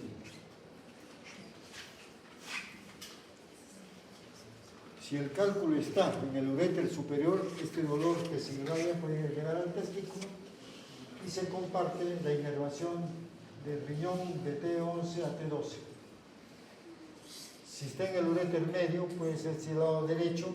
El dolor se refiere al punto de McBurney, para confundir con qué? Con una apendicitis. ¿Verdad? Qué milagro que lo sabe. Y simula una apendicitis. Pero si es al lado izquierdo, puede ser una diverticulitis o problema de colon, descendente o sigmoides. Y puede estar inervado por T12 y L1. Pero si es mujer, acá no pone, si es mujer, ¿qué pasaría? Ovarios, trompas, de repente está haciendo un embarazo ectópico y estamos engañando. Si está cerca de la vejiga, presenta inflamación o edema del orificio ureteral, o sea, hasta la parte donde empezaron los suretes, y síntomas de irritabilidad de la vejiga pueden polaquiuria. ¿Qué es la polaquiuria? ¿No? Aumento de la frecuencia de orinar. Normalmente, ¿cuántas veces uno debe orinar? 3 veces, 4 veces. Estamos hablando desde que me levanto hasta que me acuesto. ¿Tú 3 veces más orinas? ¿Y cada vez cuánto orinas? ¿Cuánto tomas de líquido? 2 litros. Toma 2 litros. Y orina 3 veces. ¿Y cuánto orinar entonces en cada vez?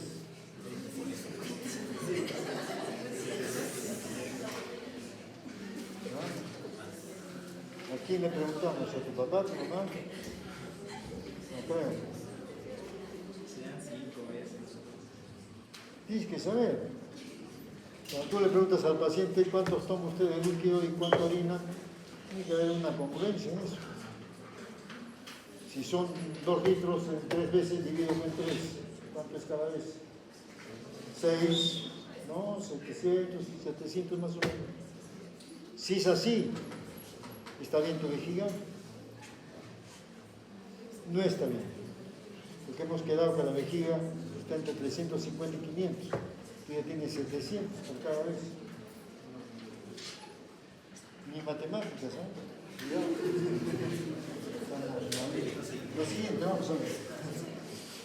Dolor vesical, dolor de vejiga pura, no es muy típica, pero puede haber por disfunción, por obstrucción, ¿no? La causa más común es cualquier infección, o sea, la cistitis, que es la infección de la vejiga, y la obstrucción, en este caso, por ejemplo, en el varón, la próstata, que es esta, ¿no? Esta es una próstata normal y esta es una próstata inflamada, agrandada, una prostatitis, por eso. Dolor prostático, cuando esto no lo han curado muy bien, porque el varón se contamina mucho y se puede infectar. Entonces va a tener una enfermedad que se llama la prostatodinia, que es un dolor permanente en la próstata y que se va en la parte del periné y la zona rectal. Y le causa mucha molestia al paciente. Y le va a producir pues fisuria por aquí y tener. La siguiente. Tratamiento de dolor prostático, estamos hablando de prostatitis, acá está aguda y acá está crónica. Antibióticos hay y reposo. Hasta sexual, porque a veces les estimula algo más y sigue peor. En la crónica la cosa es ya más molesta, incluso hace de que esta cosa se permanezca y que no lo deje nunca bien al paciente y que de repente termine ser operado de próstata para evitar todo esto ya en la crónica. Pero el control es con AINES o con los antiinflamatorios que hablamos en la mañana de fitoterapia. También con eso se puede controlar. Dolor testicular, bueno, esto ya es más dirigido. Normal el testículo, torcido el testículo, ¿correcto? Entonces, traumatismo, infección, torsión, todo eso va a dar el dolor testicular. El hidrocele no produce dolor, puede ir acumulando, sí puede ser un gran hidrocele. El espermatocele tampoco. El tumor testicular tampoco produce dolor. Por eso tienes que diferenciar del tumor de una orquitis crónica, por ejemplo. ¿Ah?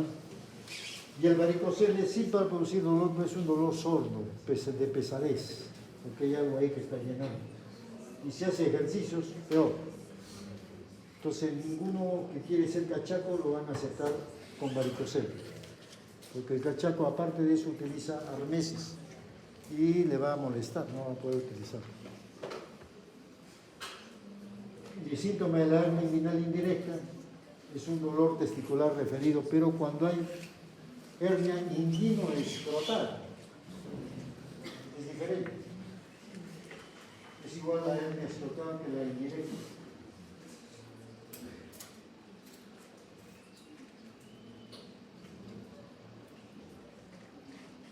No es igual. ¿Cómo puedo averiguar una hernia escrotal? ¿Cómo puedo diagnosticar? Con lo que su papá les ha comprado, sus pernitas, su, qué sé, una bajalengua, no sé qué más, su pertodo, no sé qué más les ha comprado. Con eso, si están en el campo ya haciendo su salud, ¿cómo podrían diagnosticar una hernia inguinal? O no puede. Por lo tanto, mandar a la ciudad.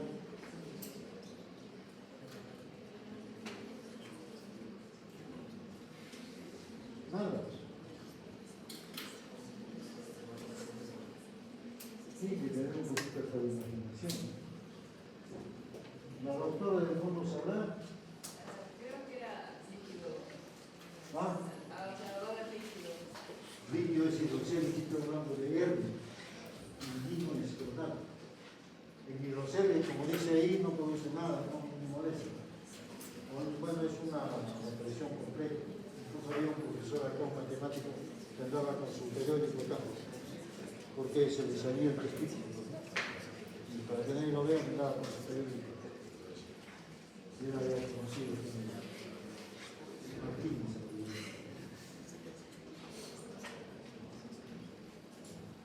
Pero ¿qué se les imagina pues con las cositas que sus papás les han comprado? Deben agradecer a su papá, a su mamá, no sé cómo se va a comprar.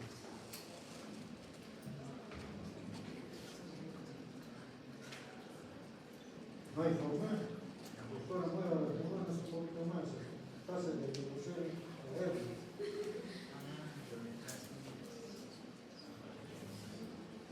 Nada. Agarro mi estetoscopio y si siento ruido, si lo veo, es una hernia, doctor. Así. Ni siquiera le digo que porque queda mayor en la sala y voy a sentir más ruidos. Ya sé ya que es una hernia. Que fue indirecta en un comienzo, pero ahora se volvió ya hernia inguinal escrotal. Sigamos al siguiente. Tratamiento de dolor testicular, orquiepidemitis aguda, bueno, paracetamol, pero en todos estos, torsión, hay que hacer operación inmediata. Esto no pueden esperar más de 6 horas.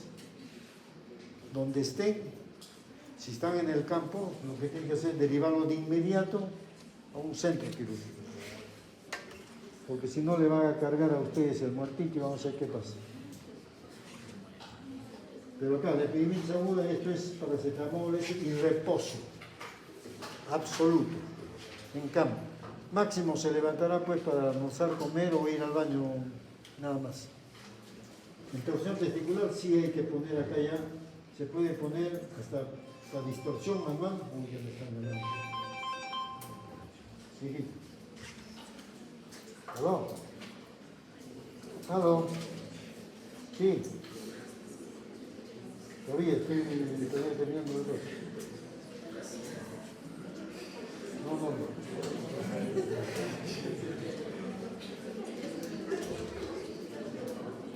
Bueno, entonces la torsión testicular, como les digo, no debe pasar más de 6 horas.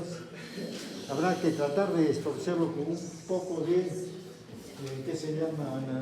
Anestésico, directo a nivel donde está el punto de torsión, si se puede, si no, no. Pero tienen ya que llevarlo a sala de operaciones porque no solamente van a destorcer sino tienen que operar también al otro testículo. ¿Por qué? Porque también puede tener la misma falla y después se va a torcer también. Entonces, evitando eso se va a hacer una destorsión quirúrgica o una pexia testicular bilateral, se hace ahí. ¿Por qué? Hago la distorsión del testículo afectado y del otro profilácticamente, porque se me puede torcer en cualquier momento. Orquitis por parotiditis, también este es reposo absoluto, porque está con las paperas que llaman. Orquialgia, dolor testicular, difícil manejo, sí, conservador. Estos muchos son por epididimitis nada más. El epididio es el que duele y creen que es todo el testículo. Ha habido ya hasta orquiectomía, inguinal, todo lo que se puede hacer, pero ya son casos más dirigidos. Se les menciona para que quede algo de esto. La siguiente. Dolor epidemático, infección, inicio de estoto, etapas tempranas, hasta la índole, o sea, como irradia. Pero cuando está inflamado, Lo que hay que hacer es reposarlo. No puede estar en actividad, no puede ni siquiera caminar, porque el roce, el caminar, le va a producir que esto se siga inflamando más. Entonces debe estar en campo por lo menos unos 3 a 5 días mínimo. La siguiente. Fiebre, es lo último, con esto acabamos. La siguiente. La fiebre puede ser por pielonefritis aguda, pielonefritis asintomática. Puede ser por prostatitis, a veces por herpes, pero esto es muy raro. Puede ser por epididimitis, porque también puede haber infección en epididimitis, y por esquistosomiasis. También entre estas, en herpes, también está la tuberculosis renal, pero a veces, ¿qué encontramos en el testículo? ¿Cómo me doy cuenta que es una tuberculosis? Necrosis calcificante. Eso se llama ¿qué? Casium. Si el paciente le encuentra que el testículo está inflamado o se ha roto solito y sale el casium, que es como una compresión blanquecina, ya sé que es tuberculosis, quiere decir que ya ha demorado hasta 14, 15 años de lo que ha bajado del riñón que empezó esa tuberculosis y ha terminado en el testículo. La siguiente. Además vamos a encontrar infecciones, pruebas de obstrucción de las vías superiores, estenosis, destrucción de tejidos, embolización, que son algunos casos que se ha hecho. Hay abscesos también, cuando se encuentran abscesos también va a producir temperatura elevada. La siguiente. Infecciones tenemos traumas, procesos neoplásicos, administración de una droga, rechazo agudo del órgano interno, o sea, el trasplante. Ligación del uréter, acá por ejemplo estos traumas, estos se encuentran mucho, especialmente en ginecología. Cuando ellos hacen sus benditas cesáreas y todo eso, se llevan el uréter y lo amarran. Entonces te puede producir estos por traumas. Hematomas también retroperitoneales pueden comprimir y producir lo mismo. En este caso el proceso neoplasma, carcinoma renal, puede haber fiebres por carcinoma renal. Y los utilizan drogas como interferona, rapamicina en el caso de cancerosos mismos también. Y el rechazo agudo cuando ya se ha hecho un absceso, un tumor, y te va a producir una la siguiente. Tratamiento farmacológico, un baño tibio o un baño de esponja, puede ayudar para refrescar al paciente porque tiene fiebre. Y tratamiento farmacológico con paracetamol y aire. La siguiente recomendación. La